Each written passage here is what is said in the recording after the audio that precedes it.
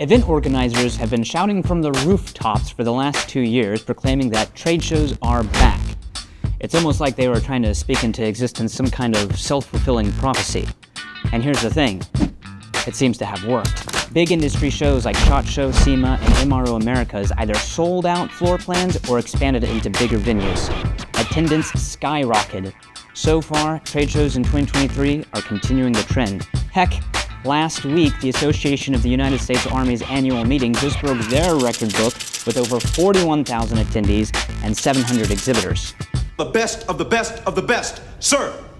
Now, no one has a crystal ball. I know. It's a real bummer. It means that we have to rely on other methods when preparing for an uncertain future, such as data, experience, and reason. Boring. What can marketing directors and trade show coordinators expect from trade shows in 2023? You've come to the right place to get the best idea. Welcome to the Trade Group.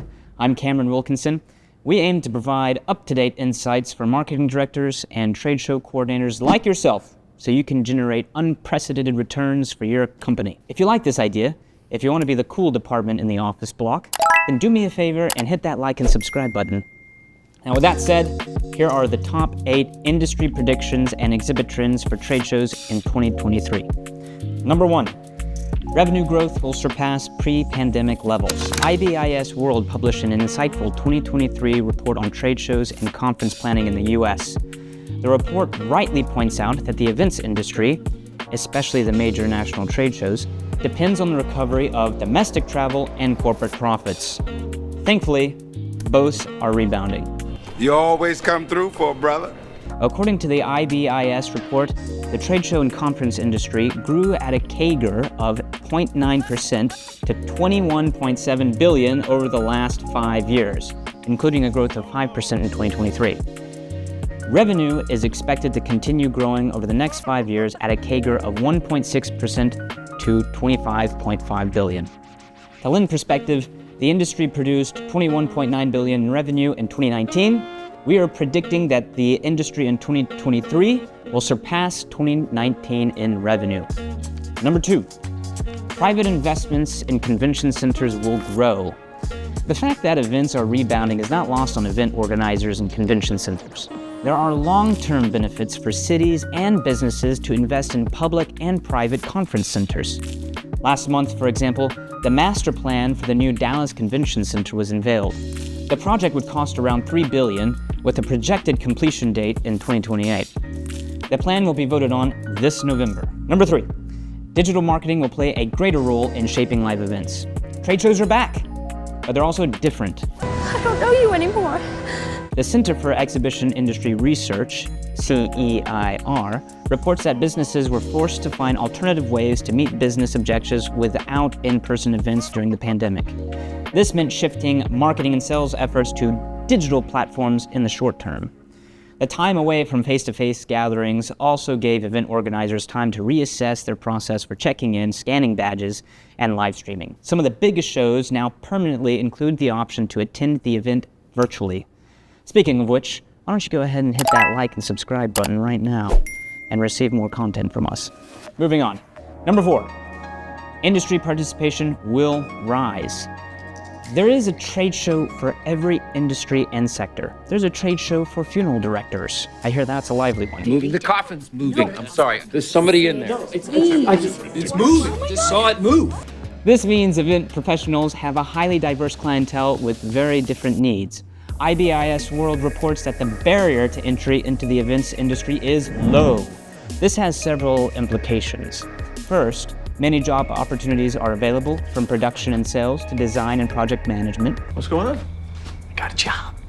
Hey, that's great. Second, there are opportunities for new business entities to enter the market.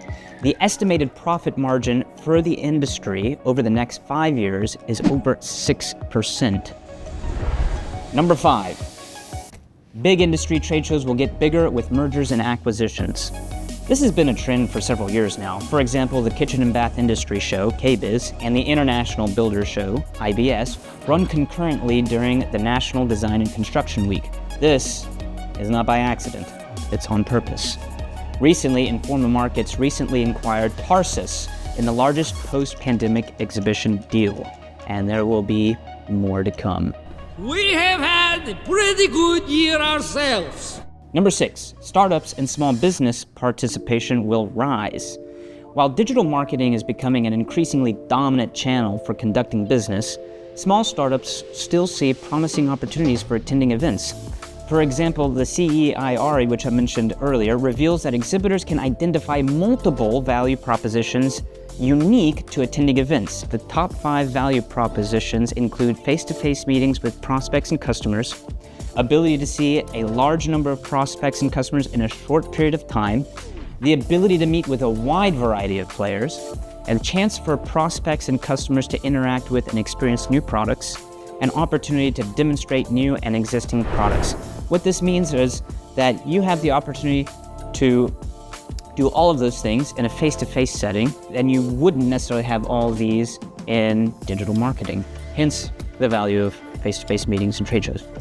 We actually have first-hand experience with this. Earlier this year, we helped Tulip Cooking, a young startup company with insane modular inductive stovetops, make a splash at the kitchen industry's largest trade show, the Kitchen and Bath Industry Show.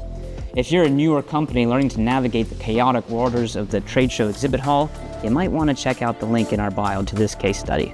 Number 7, there will be more exhibits with meeting rooms and lounges. Because of the renewed appreciation for face-to-face meetings, more businesses are including meeting rooms and lounges in their exhibit designs. Meeting rooms provide a sanctuary from noisy, crowded show floors and give prospects a VIP experience. Sponsored lounge areas are also increasing in popularity. People's feet start hurting at a trade show just one day of walking on hard concrete.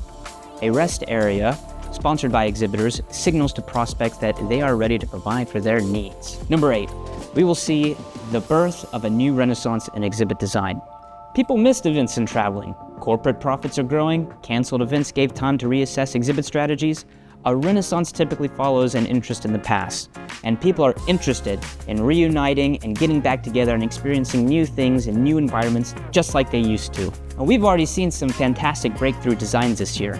This may be the most exciting of the trends for trade shows in 2023. Okay, we might be a bit biased on this one, what with being an exhibit fabricator and not. Cue the shameless self-promotion. Hey now, all I'm saying is we save this bit for the end and we make sexy booths. That's all I'm saying. It's better than crowding these videos with ads, right? If you enjoyed this video, please like and subscribe. Also, if you enjoyed this video, the YouTube algorithm is going to think you're gonna watch this one as well.